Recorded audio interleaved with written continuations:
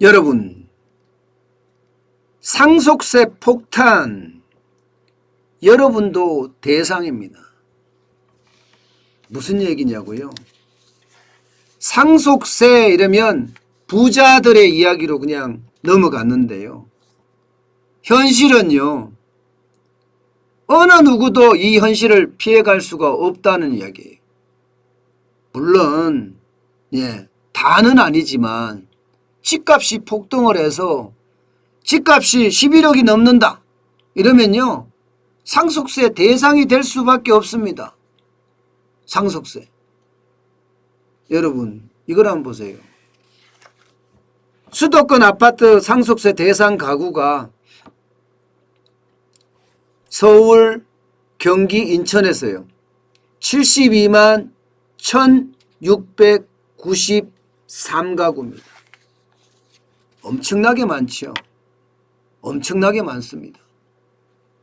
이게 여러분 가격 자체가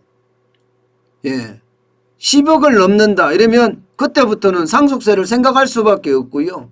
지금 서울의 중위 아파트 가격이 15억이니까 웬만한 데는 이제 상속세에 대한 그런 이야기가 있을 수밖에 없다는 이야기입니다. 그런데 여러분도 알다시피 상속세는 진짜 오래됐거든요. 진짜 오래됐어요. 이 상속세가 만들어진 것은요, 1999년에 제정이 됐습니다. 지금의 같은 어떤 상속세 가표 구간이나 세율이 말입니다. 그런데 20년 이상 유지되고 있습니다. 20년 이상. 그 사이에 한국 경제 성장은요, 1999년에 GDP가 국내 총생산이 591조였습니다. 지금은 1933조예요. 2020년이 말입니다. 1933조. 그러면 4배 가까이 증가했나요? 그런데 상속세의 어떤 기준은 아직도 그대로입니다. 아직도 그대로입니다. 얼마나 그대로인지 하면요, 보시는 것처럼 12억이 넘으면 940만 원의 상속세를 내고요. 우리 서울 아파트의 중위 가격이 15억이라고 했으니까 15억이 되면 5,959만 원을 냅니다. 20억이 된다 이러면 서울에서 여러분 20억 집이 부자집 같죠. 20억 집이 부자 별로 아니에요. 강남에 그냥 집 한 채 있는 사람이 20억이에요. 그러면 1억 2,887만 원을 냅니다. 25억은 2억 201만 원이고요. 30억은 3억 1,594만 원이나 됩니다. 그러니까 11억이 넘으면 무조건 상속세 대상이 되는 거잖아요. 11억이 넘으면. 그런데 그 가구 수가 점점 늘어납니다. 점점. 2021년에 앞서 말씀드린 것처럼 72만 1693가구지만 2025년에 가면 116만 2천 가구예요.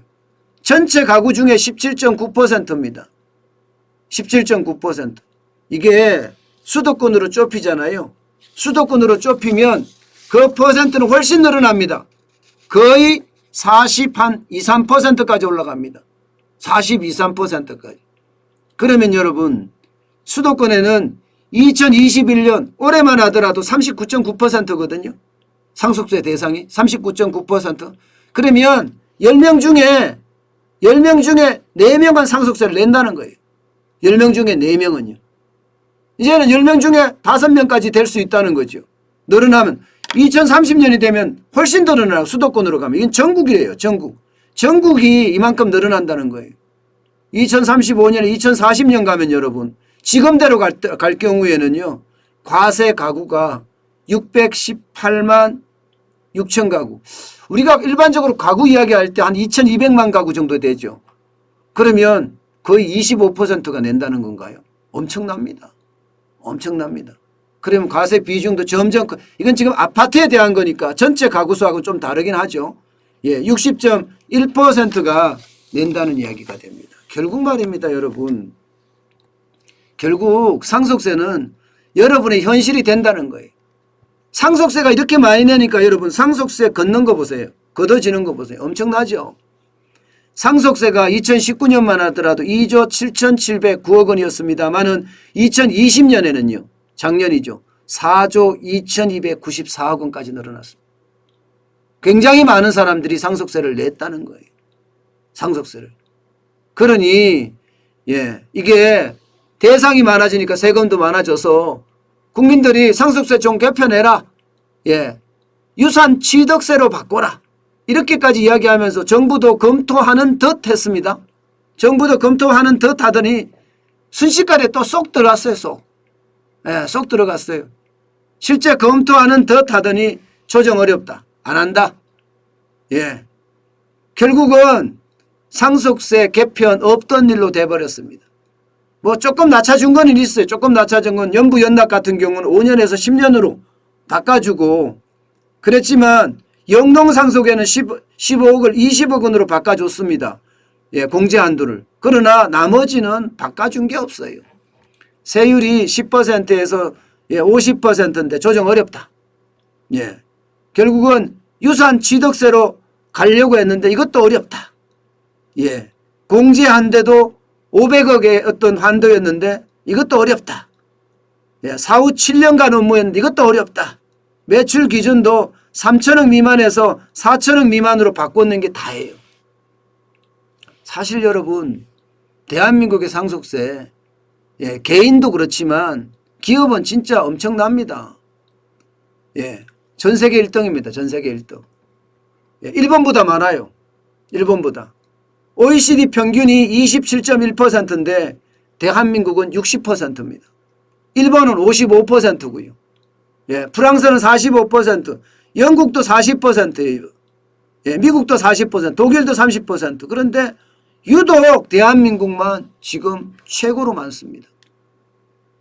최대 주주 활정 포함을 하면 현재는 50%지만 최대 주주 활정까지 포함하면 60%. 일본보다도 월등하게 많은 거예요. 그러니 여러분 상속세 자체가 어쩌면 말입니다. 우리 시장에는 이게 가업상속이라는 게 어렵게 됐습니다. 게다가 이제는 일반인들도 상속세를 다 내야 되는 11억만 넘으면 상속세를 내니까 여러분도 그 대상이 될 수 있다는 거잖아요. 그래서 더 충격적이라고 보입니다. 여러분 나라가 이게 부자를 너무 미워하고 기업을 적폐 세력 삼고 이러면요. 나라가 제대로 안 돌아가요. 부자는 소비하게 만들어줘야 돼요. 국내에서요. 기업은 자유롭게 사업하게 만들어줘야 돼요. 그래야지만이 사회가 더 안정이 됩니다. 부자라고 해서 저 죽일 놈 이렇게 돼버리면 그 공산주의입니다. 공산주의. 절대 그래서는 안 됩니다. 부자가 쓰게끔 만들어줘야죠. 그런 판을 만들어주고 물론 부자가 갑질을 하고 사회에 악으로 자라는 것은 잘라야죠. 그러나 부자는 돈을 쓰게 기업들은 자유롭게 사업을 하게 이렇게 만들어주는 게 대한민국이어야 됩니다.